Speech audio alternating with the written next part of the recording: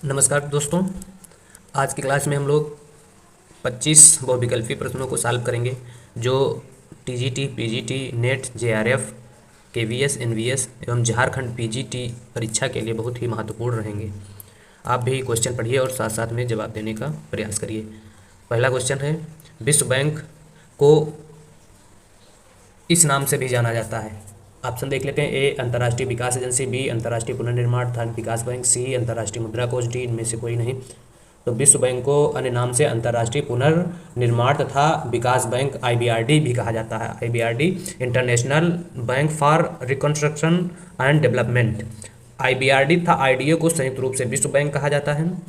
विश्व बैंक की स्थापना की अगर बात की जाए तो 1945 में विश्व बैंक की स्थापना हुई थी और 1946 से विश्व बैंक ने कार्य करना प्रारंभ किया था। वाशिंगटन डीसी में विश्व बैंक का मुख्यालय है और वर्तमान में अगर सदस्य देशों की बात की जाए तो 190 सदस्य देश हैं 2020 तक। और अंतिम सदस्य देश जो है एंडोरा है, जिसने 2020 में विश्व बैंक की सदस्यता ली।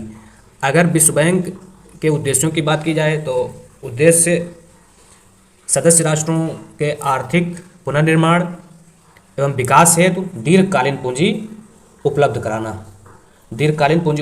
इसके अलावा भुगतान संतुलन बनाए रखने हेतु उन्हें अंतर्राष्ट्रीय व्यापारों के संतुलित विकास हेतु दीर्घकालीन पूंजी उपलब्ध कराना और निवेश को प्रोत्साहित करना आईबीआरडी या विश्व बैंक का प्रमुख कार्य है। तो इस प्रकार से आईबीआरडी को विश्व बैंक के नाम से भी जाना जाता है। अगला क्वेश्चन 2 नंबर देख लेते हैं, क्या कहता है। व्यापारिक बैंक मुख्य रूप से निवेश करता है। व्यापारिक बैंक मुख्य रूप से कहाँ निवेश करता है? सरकारी प्रतिभूतियों में, जीवन बीमा पॉलिसी में, कोषागार बिलों में, इक्विटी शेयरों में। तो व्यापारिक बैंक मुख्य रूप से सरकारी प्रतिभूतियों में निवेश करता है। तो 2 का ऑप्शन सही होगा। ए, व्यापारिक बैंक क्या है? व्यापारिक बैंक वह संस्था है जो जनता का प्रत्यक्ष रूप से जमा स्वीकार करती है और चेकों के माध्यम से उन्हें ऋणों का भुगतान करती है, तो उसे क्या कहते हैं? व्यापारिक बैंक कहते हैं। और व्यापारिक बैंक का प्रचलन भारत में संयुक्त स्कंद कंपनी 1956 के तहत हुआ था। व्यापारिक बैंक मुख्य रूप से क्या क्या कार्य करती है? जनता के जमा को स्वीकार करती है। अब जमा स्वीकार करने के लिए 3 प्रकार की जमा स्वीकार करती है व्यापारिक बैंक। कौन सी? मांग जमा, बचत जमा और समय जमा। इसके अलावा साख सृजन का भी कार्य करती है व्यापारिक बैंक। अब साख सृजन में व्यापारिक बैंक मुख्य कार्य है। व्यापारिक बैंक का प्रमुख कार्य साख सृजन कहा जाता है। ये क्वेश्चन पूछा जाता है कि साख सृजन कौन सी बैंक करती है, तो व्यापारिक बैंक जो है साख सृजन का कार्य करती है। इसके अलावा वर्तमान में अगर व्यापारिक बैंक या वाणिज्यिक बैंक की बात की जाए तो 12 व्यापारिक बैंकें हैं भारत में और एसबीआई वर्तमान में सबसे बड़ा सार्वजनिक क्षेत्र का व्यापारिक बैंक है। इसके अलावा निजी क्षेत्र का अगर व्यापारिक बैंक की बात की जाए तो एचडीएफसी निजी क्षेत्र का सबसे बड़ा व्यापारिक बैंक है और सार्वजनिक क्षेत्र का एसबीआई सबसे बड़ा व्यापारिक बैंक है। तो इस प्रकार से व्यापारिक बैंक कौन से कार्य करती है या कहाँ निवेश करती है? सरकारी प्रतिभूतियों में निवेश करती है। अगला क्वेश्चन 3 नंबर, मूल्यह्रास से आयात होते हैं। मूल्यह्रास से आयात क्या होंगे? ए, प्रतियोगी वस्तुएं, बी, अधिक सस्ते, सी, गैर लोचदार वस्तुएं और डी, अधिक महंगे।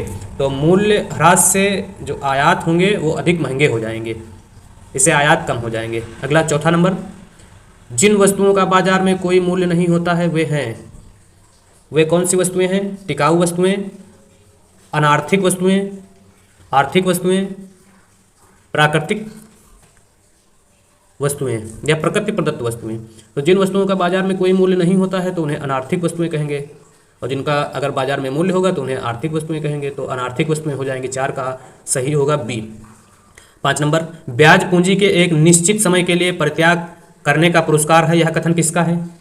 तो ब्याज पूंजी के एक निश्चित समय के लिए परित्याग करने का पुरस्कार है, यह कथन मार्शल का है। अगला 6 नंबर, लाभ अनिश्चितता वहन करने का पुरस्कार है। यह कथन किसका है? तो लाभ अनिश्चितता वहन करने का पुरस्कार है, यह कथन नाइट का है। नाइट के अनुसार लाभ प्रायोगिक अर्थव्यवस्था में ही पाया जाता है, स्थैतिक अर्थव्यवस्था में नहीं पाया जाता है। यदि किसी वर्तमान परिवर्तन का पूर्व ज्ञान और पूर्व अनुमान हो सकता है तो भविष्य के बारे में कोई अनिश्चितता नहीं होती है और लाभ नहीं पाया जाता है। तो लाभ अनिश्चितता वाहन का पुरस्कार है, यह कथन नाइट का है और इन्होंने रिस्क अनसर्टेनिटी ऑफ प्रॉफिट में इस सिद्धांत का प्रतिपादन किया था। तो इस प्रकार से इसका आंसर ए होगा। इसके अलावा रिकार्डो ने लाभ का विभेदकारी आधिक्य सिद्धांत दिया, तो 6 का आंसर ए हो जाएगा। अगला क्वेश्चन देख लेते हैं। काबवेब सिद्धांत निम्न अवस्था की व्याख्या कर सकता है। ए स्थिर संतुलन, बी अस्थिर संतुलन, सी तटस्थ संतुलन, डी उपयुक्त सभी। तो काबवेब सिद्धांत जो है स्थिर, अस्थिर और तटस्थ सभी संतुलनों की व्याख्या कर सकता है। 8 नंबर क्वेश्चन देख लेते हैं। उदासीनता वक्र सामान्यता होता है। ए मूल बिंदु की ओर नतोदर, बी मूल बिंदु की ओर उन्नतोदर, सी आधार अक्ष के समांतर, डी इनमें से कोई नहीं। तो उदासीनता या तटस्थता वक्र मूल बिंदु की ओर उन्नतोदर होता है, तो 8 का सही हो जाएगा बी। इसके अलावा तटस्थता वक्र मूल बिंदु की ओर उन्नतोदर होने के साथ साथ बाएं से दाएं गिरता हुआ ऋणात्मक ढाल का होता है और ऊंचा तटस्थता वक्र ऊंचे अनधिमान को प्रकट करता है और नीचा तटस्थता वक्र नीचे अनधिमान वक्र को प्रदर्शित करता है। ये कुछ विशेषताएं हो गई तटस्थता वक्र की। अगला क्वेश्चन 9 नंबर। फर्म का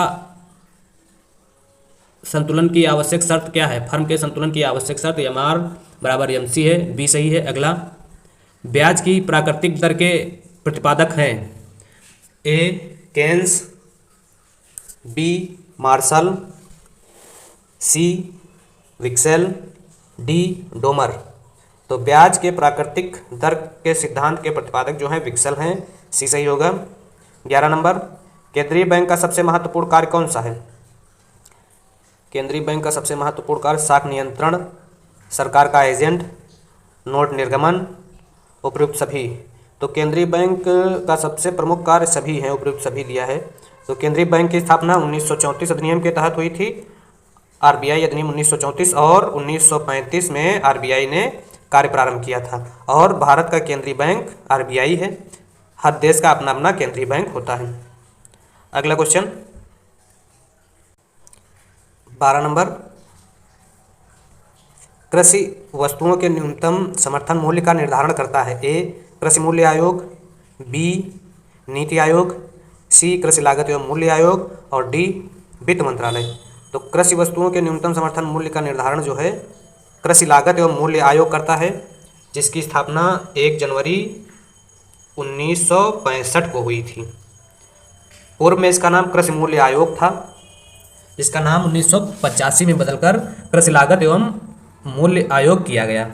वर्तमान में कृषि लागत एवं मूल्य आयोग क्या कार्य करता है? न्यूनतम समर्थन मूल्य की सिफारिश करता है और वर्तमान में 23 फसलों के न्यूनतम समर्थन मूल्य की सिफारिश कृषि लागत एवं मूल्य आयोग करता है, जिसमें 7 अनाज, 5 दाल, 7 तिलहन और 4 व्यापारिक फसलें हैं। तो कृषि वस्तुओं के न्यूनतम समर्थन मूल्य का निर्धारण या सिफारिश जो है कृषि लागत एवं मूल्य आयोग करता है और वर्तमान में विजय पाल शर्मा इसके अध्यक्ष हैं। वर्तमान में विजय पाल शर्मा इसके अध्यक्ष हैं और 23 फसलों के न्यूनतम समर्थन मूल्य की सिफारिश करता है। तो इस प्रकार से 12 का सही आंसर सी हो जाएगा। अगला 13 नंबर देख लेते हैं। पूर्ण प्रतियोगिता का अर्थ है।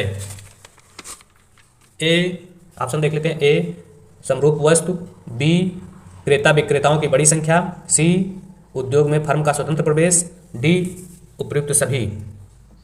तो पूर्ण प्रतियोगिता का अर्थ इसमें से सभी सही हैं, तो डी सही हो जाएगा। 14 नंबर क्वेश्चन। बेरोजगारी का प्रमुख कारण क्या है? अनुपयुक्त नियोजन, जनसंख्या विस्फोट, धीमी आर्थिक विकास, कोई नहीं। तो बेरोजगारी का प्रमुख कारण अगर इन सब में बात किया जाए तो जनसंख्या विस्फोट है, बी सही होगा। 15 नंबर। भारत में अधिकांश अदृश्य बेरोजगारी पाई जाती है। किस क्षेत्र में अधिकांश अदृश्य बेरोजगारी पाई जाती है? कृषि क्षेत्र में, उद्योग में, यातायात में, व्यापार में। तो अदृश्य बेरोजगारी या छिपी हुई बेरोजगारी, जब काम के लिए कम श्रमिक की आवश्यकता हो और ज़्यादा से ज़्यादा लोग लगे हों तो उसे क्या कहेंगे? अदृश्य बेरोजगारी कहेंगे। अर्थात कह सकते हैं जहाँ श्रमिकों की सीमांत उत्पादकता शून्य हो तो उसे अदृश्य बेरोजगारी कहते हैं और ऐसी स्थिति कृषि क्षेत्र में पाई जाती है। वेरी वेरी इंपॉर्टेंट क्वेश्चन है। अगला नंबर 16 नंबर। निर्धनता का दुष्चक्र तोड़ा जा सकता है। मौद्रिक उपायों द्वारा, संरचनात्मक परिवर्तन द्वारा, राजकोषीय उपायों द्वारा, किसी के द्वारा नहीं। तो निर्धनता का दुष्चक्र जो है रेगनर नर्क्स ने दिया था और इन्होंने बताया था कि अगर निर्धनता के दुष्चक्र को तोड़ना है तो अर्थव्यवस्था में संरचनात्मक परिवर्तन करना होगा, अर्थात अर्थव्यवस्था के समस्त क्षेत्रों में परिवर्तन करना होगा। और रेगनर नर्क्स ने निर्धनता के दुष्चक्र के लिए मांग एवं पूर्ति पक्षों की बात कही और बताया कि गरीबी अल्पविकसित देशों का कारण तथा परिणाम है। गरीबी के दुष्चक्र में फंसे अधिकांश देशों की बात अगर की जाए तो विकासशील देशों की संख्या है। रेगनर नर्क्स ने संरचनात्मक परिवर्तन या संतुलित विकास की सहायता से गरीबी को तोड़ने की बात कही या गरीबी के दुष्चक्र को तोड़ने की बात कही, जिसमें एक पक्ष उन्होंने पूर्ति पक्ष की बात कही।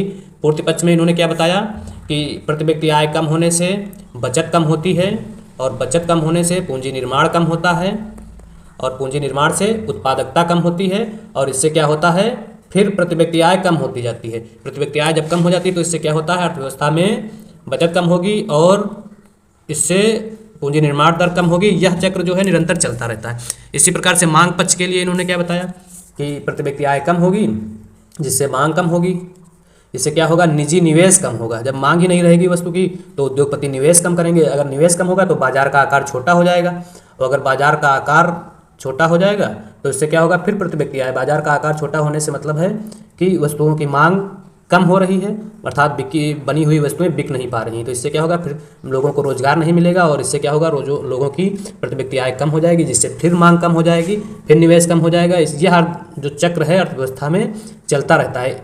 इन्हीं दोनों को मिलाकर पूर्ति पक्ष को और मांग पक्ष को ही रेगनर नर्क्स ने निर्धनता का दुष्चक्र कहा और इस दुष्चक्र को तोड़ने के लिए उन्होंने संरचनात्मक परिवर्तन या संतुलित विकास की बात कही। तो इस प्रकार से निर्धनता के दुष्चक्र को तोड़ने के लिए संरचनात्मक परिवर्तन किया जा सकता है। 16 का बी सही होगा। 17 नंबर, भारत में सामुदायिक विकास कार्यक्रम की शुरुआत कब हुई?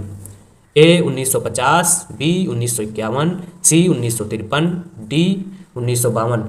तो भारत में सामुदायिक विकास कार्यक्रम की शुरुआत पहली पंचवर्षीय योजना में की गई और अगर वर्ष की बात की जाए तो वर्ष होगा 1952।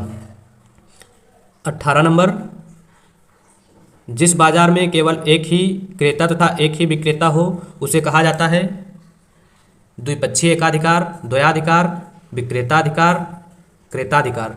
तो जिस बाजार में केवल एक ही क्रेता तथा एक ही विक्रेता हो तो उसे द्विपक्षीय एकाधिकार कहा जाता है। तो 18 का ए सही होगा।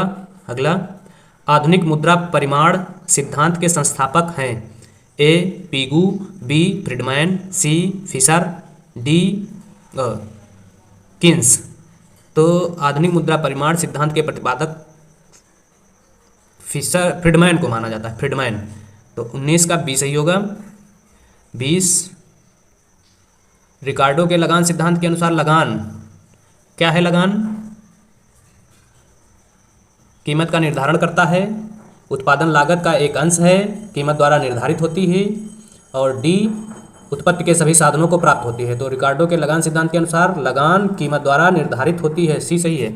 अगला 21 नंबर, सीमांत उत्पादकता सिद्धांत से संबंधित अर्थशास्त्री कौन कौन से हैं? मार्शल, क्लार्क, हिक्स, उपरोक्त सभी। तो सीमांत उत्पादकता से संबंधित अर्थशास्त्रियों की अगर बात की जाए तो मार्शल भी हैं, जेबी क्लार्क भी हैं, हिक्स भी हैं, तो उपरोक्त सभी सही हो जाएगा। इसके अलावा विक्सटीट, वालरा, ब्रोन और जॉन रॉबिन्सन भी सीमांत उत्पादकता सिद्धांत के समर्थक हैं। अगला 22 नंबर, लाभ के नवप्रवर्तन सिद्धांत के जनक हैं। लाभ के नवप्रवर्तन सिद्धांत के जनक ऑप्शन देख लेते हैं। A Schumpeter, B Knight, C Clark, D Hawley. तो लाभ के नवप्रवर्तन सिद्धांत के जनक प्रोफेसर शुम्पीटर को माना जाता है। लाभ के नवप्रवर्तक सिद्धांत का क्या तात्पर्य है? उद्यमी द्वारा मांग बढ़ाने या उत्पादन की लागत घटाने के लिए जो नई तकनीक, नीति या कला का प्रयोग किया जाता है उसी को ही नवप्रवर्तन कहते हैं। अब नवप्रवर्तन में नई वस्तु का प्रचलन होता है, उत्पादन की नई नीति, कला एवं विधि का प्रचलन होता है, नए बाजार की खोज की जाती है, कच्चे माल के लिए नए स्रोतों की खोज की जाती है, यही नवप्रवर्तन है। और नवप्रवर्तन के सिद्धांत का संबंध अगर पूछा जाए तो चाहे जहाँ पूछा जाए, अगर नवप्रवर्तन की बात आए तो सबसे पहले शुम्पीटर ही होगा। तो इस प्रकार से 22 का ये सही होगा। पूर्ति अपनी मांग उत्पन्न करती है, कथन किसका है? ए पीगू, बी मार्शल, सी जेबीसे, डी फिशर। तो पूर्ति अपनी मांग स्वयं उत्पन्न करती है, यह मानना क्लासिकल अर्थशास्त्रियों का था और क्लासिकल अर्थशास्त्रियों में मुख्य रूप से जेबीसे इस बात के प्रमुख समर्थक थे। तो इस प्रकार से 23 का सी सही होगा। अगला 24 नंबर, 10 रुपये का नोट है, कैसा नोट है? ए प्रतिबिंब कागज मुद्रा, बी परिवर्तनीय कागज मुद्रा, सी अधिदृष्ट मुद्रा, डी परिवर्तनीय कागज मुद्रा। तो 10 रुपये का नोट अपरिवर्तनीय कागज मुद्रा है, बी सही होगा 24 का। अब 25 देख लेते हैं, 25 और आज के वीडियो का लास्ट क्वेश्चन। निम्न चित्र में उपभोक्ता की बचत क्या बता रहा है? कौन सा त्रिभुज जो है उपभोक्ता की बचत को दिखा रहा है? तो उपभोक्ता की बचत बी डी ई, बी सही होगा। इस प्रकार से आज के वीडियो में हम लोगों ने 25 बहुविकल्पी प्रश्नों को सॉल्व किया और इन 25 बहुविकल्पी प्रश्नों के साथ साथ हमने लगभग सभी ऑप्शन को देखा और सभी ऑप्शनों की व्याख्या करने का प्रयास किया और यह विस्तृत व्याख्या के साथ हम लोगों ने 25 प्रश्न सॉल्व किए। 25 प्रश्नों के साथ साथ लगभग 30 से 40 प्रश्न इसमें कवर हो रहे हैं। तो इस प्रकार से आज की वीडियो यहीं समाप्त हो रही है। धन्यवाद।